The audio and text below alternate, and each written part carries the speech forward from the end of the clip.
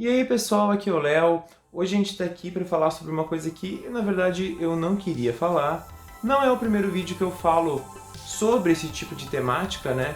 Mas a gente tem que falar, a gente tem que falar sempre que puder quando essas coisas acontecem. Eu sei que tem várias pessoas já se manifestando, eu já me manifestei também sobre isso lá no Facebook, no Instagram, lá pelo IGTV, num vídeo rápido, logo que aconteceu esse incidente que a gente vai falar aqui nesse vídeo, mas a gente tem que fazer uma coisa um pouquinho mais compreensível para as pessoas, né? Explicando com mais contextualização. Então por isso que eu estou fazendo esse vídeo agora com mais produção, com tudo direitinho, com áudio melhor, com enquadramento melhor e que eu posso também falar de uma forma melhor. O vídeo dessa semana seria para eu falar sobre essa nova proposta da ministra Damares, dessa questão toda da abstinência sexual para meninas, né? E meninos também na adolescência, né? Para retardar o início da vida sexual desses adolescentes. Claro que quando falam dessa campanha, eles focam muito falando em crianças, porque a gente sabe que hoje existe realmente meninas grávidas com 12, 11 anos. Então é importante sim falar sobre gravidez na adolescência, porque isso é sim um assunto sério e precisa ser falado. Então o vídeo dessa semana seria justamente para falar sobre isso. E o que eu acho dessa questão da abstinência sexual. Só que, com a função que essa semana se falou muito sobre isso, o presidente Jair Bolsonaro foi entrevistado, naquelas entrevistas rápidas que fazem quando ele está saindo e entrando lá em Brasília, ele fez uma colocação. E eu nem vou falar qual foi a colocação, porque eu vou deixar que vocês mesmos escutem ela e vejam o que ele disse nesse vídeo aqui. O que é? A gente quer ajudar a combater uma pessoa com HIV, além do problema sério para ela, né, é uma despesa para todos aqui no Brasil.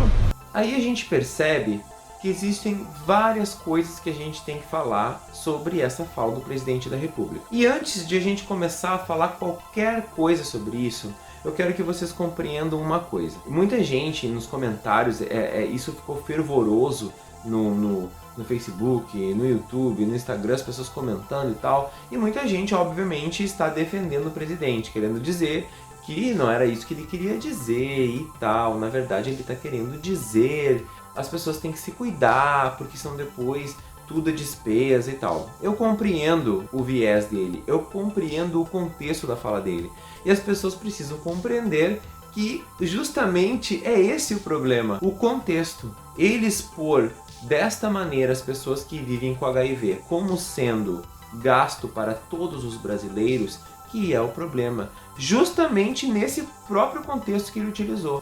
E a gente tem que fazer uma reflexão e tem que fazer um joguinho aqui para compreender o quanto isso é discriminatório e o quanto isso é ofensivo para as pessoas que vivem com HIV. Se a gente trocar, por exemplo, essa fala dele por câncer, a gente consegue ver o quanto isso é ofensivo. Se ele tivesse dito ali, por exemplo, assim: nós sabemos que tem meninos e meninas que começam a fumar lá com 13 anos.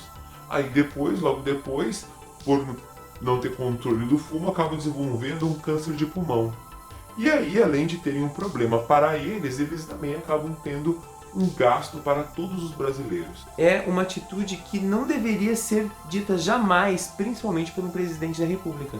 Porque um presidente da República a gente vê como uma pessoa que tem que, garantir com que exista o acesso à saúde para todo mundo sem nenhum pré-julgamento.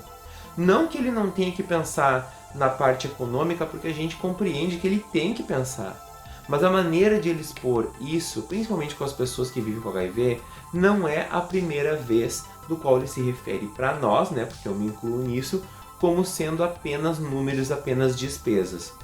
Como se as pessoas que vivem com HIV não pagassem impostos, ou mesmo que já estão aposentados já não tivessem pagado impostos, e a gente segue pagando imposto sempre. Então a gente tem que pensar que, na verdade, e compreender que o SUS ele não é nenhum favor que nós estamos recebendo.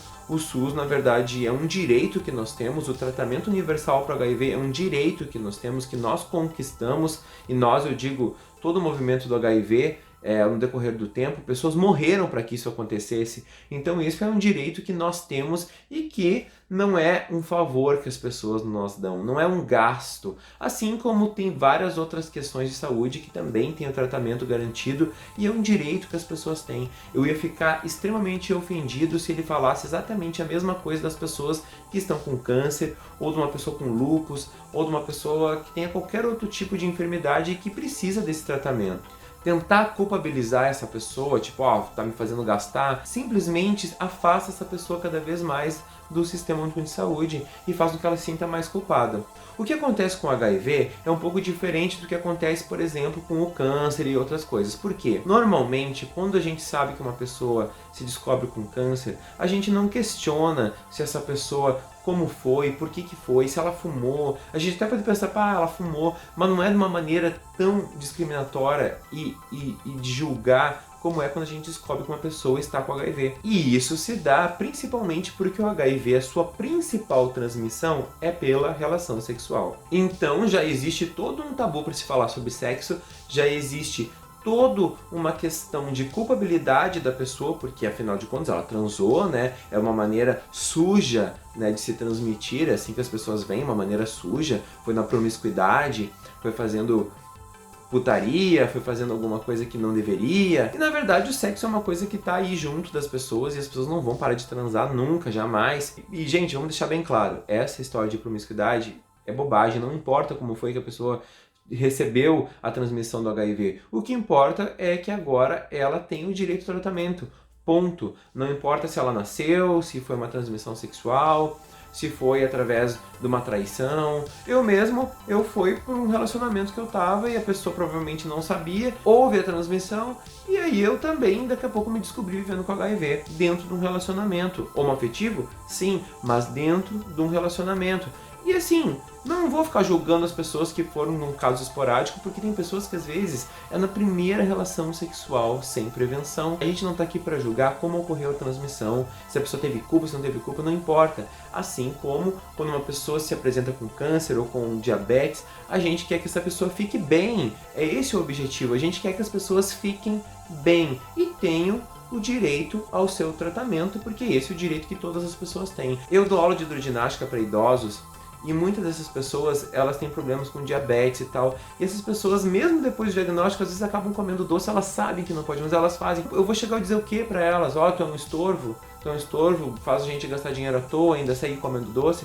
Claro que não. Eu não posso chegar para uma pessoa que fumou a vida inteira e tá com câncer no pulmão e ficar dizendo assim, olha aí, fumou a vida inteira e agora tá aí, gasto pro Brasil. Gente, não dá. Isso não é uma atitude, não é uma postura presidenciável. Aliás, ela não é uma postura humana. Eu sei que muita gente vai querer passar pano, mas a gente não tem como passar pano para isso. Não tem como. Até porque isso não é a primeira vez que acontece. Essa é uma visão que a família Bolsonaro tem há muito tempo das pessoas que vivem com HIV. E eles sempre nos viram desta forma.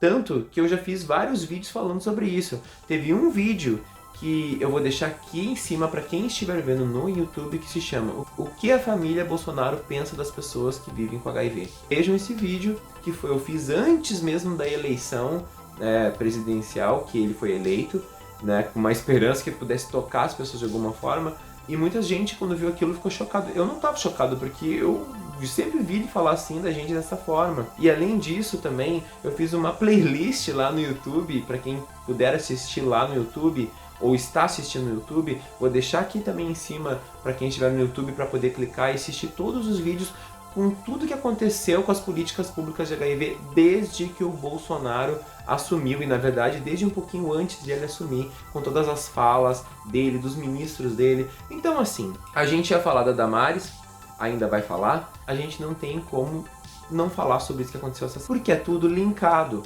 Então assim, eu deixo aqui mais uma vez o meu repúdio total a essa fala do Bolsonaro. É uma fala inconsequente, é uma fala desumana para com as pessoas que vivem com HIV. Isso eu não tenho mais o que questionar. Agora, a gente tem que voltar lá para a questão da Damares, porque a gente não tem como não falar sobre isso também. Porque essa semana foi lançada essa campanha, que inclusive, se eu não me engano, elas vão implementar isso tentar implementar em algumas cidades do norte e nordeste, se não me engano 3 cidades, alguma coisa assim. Então eles querem incentivar os jovens a não transar. Tipo, não transe porque você pode engravidar, não transe porque se você transar você pode acontecer isso. E a gente vê que eu acho que esse pessoal todo, eles vivem num mundo completamente muito aleatório, sem ter noção da realidade dos jovens e dos adolescentes de hoje em dia. Porque é impossível achar que uma campanha vá tocar as pessoas para que no momento que elas forem transar, que estiver pegando fogo lá embaixo, ela vai pensar: não vou transar porque a Damares e o Bolsonaro me disseram que não. gente, isso nunca vai acontecer. A gente sabendo que esses jovens vão transar, importando se eu disser para eles que sim ou que não, o que a gente tem que fazer? A gente tem que focar na prevenção. A gente tem que passar a informação que existe várias maneiras de prevenir IST, várias maneiras de prevenir uma gravidez. Ah, Léo, tu tá dizendo então que elas têm que transar. Num mundo ideal, eu acho que seria legal que a criança e o adolescente eles crescessem, né, esperassem o momento adequado, tivessem mais maduros para isso. Mas o mundo não é ideal, gente. Se vocês forem nos bairros, sabe, nas comunidades, no pessoal que tem pouco acesso à informação e a gente às vezes vive numa bolha que a gente acha que a informação está aí para todo mundo e não é assim que funciona. Então, quando a gente começa a ter acesso às pessoas, a gente vê que eles carecem de informação. A realidade social é completamente diferente e eu não posso exigir que uma menina que está lá com todas as vulnerabilidades possíveis, sofrendo agressão, às vezes mal come, não tem acesso a nada, e aí eu quero que essa pessoa tenha uma consciência e lembrar do Bolsonaro e da Damares quando for transar. Não, gente. E além do que, a gente tem que ver que a gente quer incentivar as meninas a não transarem para não engravidar, mas a nossa sociedade é uma sociedade hiper machista que incentiva o menino todo o tempo a iniciar a sua vida sexual e a ver a mulher como objeto sexual. Então a gente tem que perceber que a mudança é social. A gente tem que trabalhar com políticas públicas de empoderamento feminino. A gente tem que trabalhar com questões de gênero para que os meninos percebam que a menina não é apenas um material para transar. A gente precisa trabalhar essas questões. E quando que é que a gente faz isso? Com educação sexual, principalmente lá no meio escolar, no ambiente escolar, que é quando começam a se desenvolver nos adolescentes e nos jovens essas vontades.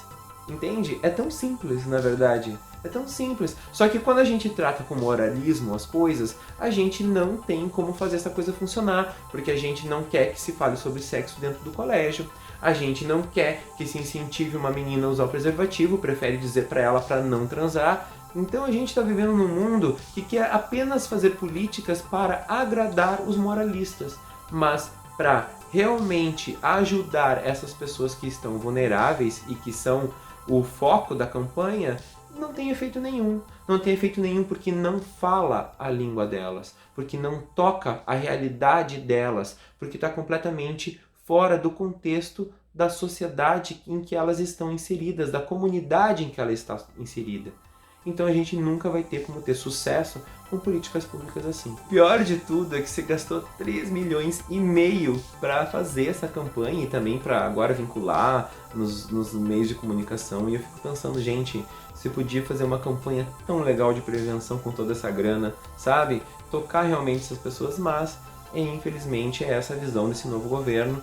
E a coisa, enquanto for assim, vista dessa forma, não vai mudar porque as pessoas não vão parar de transar porque o Bolsonaro está dizendo. Até ele usou o exemplo da filha dele, quem gostaria de ver sua filha? Obviamente que ninguém gostaria de ver a sua filha de 12 anos transando. Ele fala da realidade da filha dele, que é uma menina pequena e tal, que tem, né, todos os benefícios e os privilégios que uma menina, que um pai que ganha o salário que ele tem, com todo um acolhimento familiar, né? Mas que seja da família Bolsonaro. Mas tem, então tem toda uma questão de benefícios sociais e tal, diferente de uma menina lá na favela ou lá na comunidade, gente. A gente não pode querer comparar uma coisa com a outra porque não tem cabimento, não existe essa comparação. Então é isso, deixo aqui mais uma vez o meu repúdio. Peço que vocês puderem compartilhar esse vídeo para que chegue até as pessoas. A gente tem que fazer essa reflexão sobre essa campanha, sobre a fala do Bolsonaro. A gente não pode ficar calado sobre isso. Eu sei que tem várias pessoas falando, a Bia já se pronunciou, os fóruns, as ONGs, todas as associações, os ativistas lá pelo Facebook, eu já vi vários se manifestando, pelo Instagram também vários influenciadores, né, que falam sobre a temática do HIV também. E é isso aí, gente, tem que falar, falar, falar e falar. A gente tem que sempre denunciar quando essas coisas acontecerem, porque as pessoas precisam saber o nosso lado e o porquê que isso é tão grotesco assim como a gente vê. E as pessoas precisam compreender esse nosso lado e a gente precisa falar para que elas compreendam. Espero que vocês tenham refletido um pouquinho com esse vídeo sobre essas duas questões. Espero ter me expressado de uma maneira que faça o entendimento. E é isso aí. Não esquece aí de se inscrever no canal ou curtir a página onde vocês estiverem, que agora a gente está postando em tudo que é lugar ao mesmo tempo. E é isso. Compartilha para que as pessoas tomem conhecimento. Um beijo no coração de todo mundo. Até a próxima!